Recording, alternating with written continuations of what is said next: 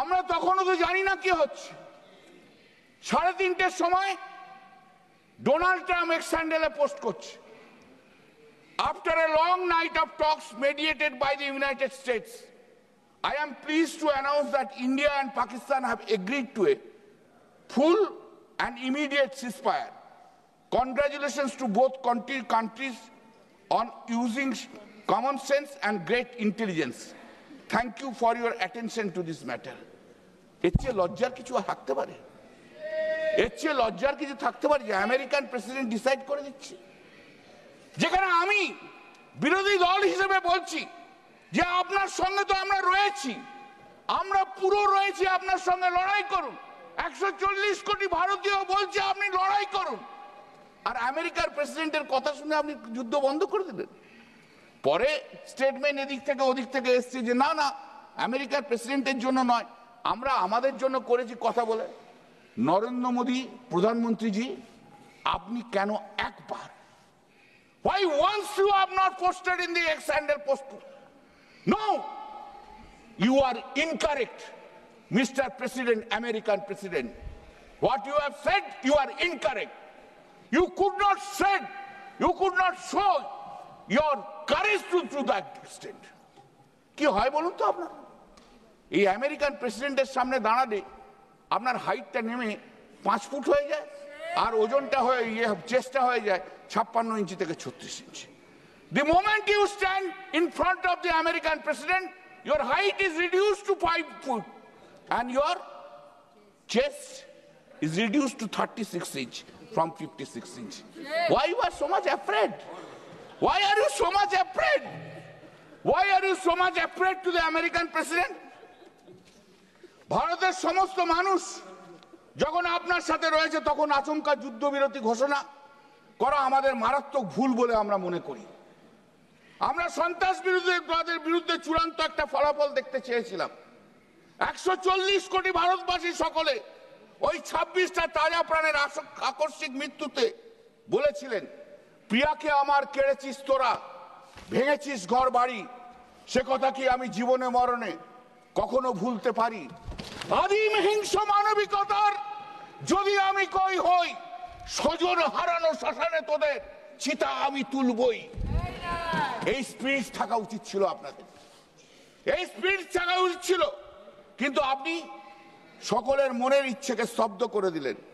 ইতিহাস আপনাকে ক্ষমা করবে না কোনোদিন।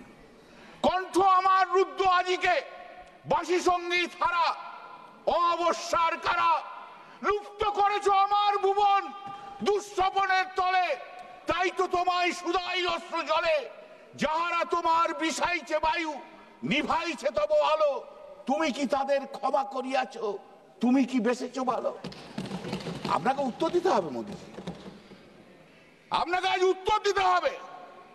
আমি বাঙালি, বাংলা ভাষায় বলবো, অ্যারেস্ট নয় বাইরে কোনো অসুবিধা নেই, রবীন্দ্রনাথ নজরুল আমার এইখানের মধ্যে রয়েছে। অপারেশন সিন্দুরের নাম করে কেবল প্রতীক নয়, একটা রাজনৈতিক অক্ষানের আপনি সূচনা করলেন। আমি লৌহতে নকশাও ছিল, অথচ এর আগে 2016 উড়ি বা 2019-এর বালাকট অভিযানে এমন সাংগঠনিক ব্র্যান্ডিং দেখা যায়নি। একটা ব্র্যান্ডিং করলেন অপারেশন সিন্দুর, অপারেশন সিন্দুর। আপনার অদ্ভুত এক অবস্থা মোদীজি, আপনি ব্র্যান্ডিং ছাড়া চলতে পারেন না। ব্র্যান্ড মাস্টার জেনারেল আপনি, সব জায়গায় ব্র্যান্ডিং করে দিতে হবে, এটাও আপনার একটা ব্র্যান্ডিং। ব্র্যান্ডিং ছাড়া কিছু নয়। পাকিস্তানের বিরুদ্ধে যুদ্ধ নিয়ে প্রধানমন্ত্রী ব্র্যান্ডিং ও স্ট্র্যাটেজি নিখুঁত আমরা দেখতে পেয়েছি। ভারত 1947 সালে স্বাধীনতা অর্জনের পর 1965, 1971, 1999 সালে যুদ্ধ সহ বহু সংকট জঙ্গি আক্রমণকে সফলভাবে অতিক্রম করেছে। এমনকি 2008 সালের মুম্বাই হামলার পরও তখনকার প্রধানমন্ত্রী মনমোহন সিংয়ের নেতৃত্বাধীন সরকার আন্তর্জাতিক স্তরে পাকিস্তানকে চাপেও ফেলেছিলেন। ইন্দিরা গান্ধীর শাসনকালে এবং ফিল্ড মার্শাল মানেকশের সামরিক নেতৃত্বে ভারত 1971 সালে পাকিস্তানের ওপর সম্পূর্ণ আধিপত্য অর্জন করে পাকিস্তানকে দুটো ভাগে ভাগ করে দিয়েছিল। সেদিন থেকে প্রধানমন্ত্রী মোদীর নেতৃত্বাধীনে রাজনৈতিক নেতৃত্ব আজ ব্যর্থ, কিচ্ছু করতে পারেনি। সবচেয়ে অবাক করা ঘটনা হলো মার্কিন যুক্তরাষ্ট্রের যুদ্ধবিরোধী চাপ মেনে নিয়ে ট্রাম্পের কাছে নথি স্বীকার করে দেওয়া। 1979 সাল থেকে 2024 পর্যন্ত সারা বিশ্বে রেকর্ডকৃত সন্ত্রাসবাদী হামলা হয়েছে 66,872টি, যেখানে প্রাণহানির সংখ্যা 2,49,941। ভারত স্বাধীন হওয়ার পর গত 78 বছরে এই দেশে 12,813টি সন্ত্রাসবাদী হামলা হয়েছে, যেখানে নিহত হয়েছেন 20,909 জন আর আহতের সংখ্যা 31,452 জন। শুধুমাত্র 2014 থেকে 2025 সালের জুলাই পর্যন্ত নরেন্দ্র মোদীর সময়, প্রধানমন্ত্রী নরেন্দ্র মোদীর সময় সন্ত্রাসবাদী হামলা হয়েছে 4,276টি, সেখানে নিহতর সংখ্যা হচ্ছে 8,163 জন। 1979 থেকে 2024 শুধুমাত্র চলতি বছরের জুন মাস পর্যন্ত এই 6 মাসে জম্মু ও কাশ্মীরে 22টি ঘটনায় 68 জনের মৃত্যু হয়েছে। আর গত 10 বছরে 1,392টি হামলায় 2,850 জন নিহত হয়েছেন, যাদের মধ্যে 632 জন ভারতীয় সেনা জওয়ান।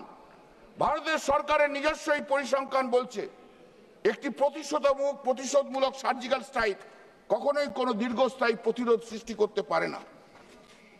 ইউপিএ সরকারের আমলে যখন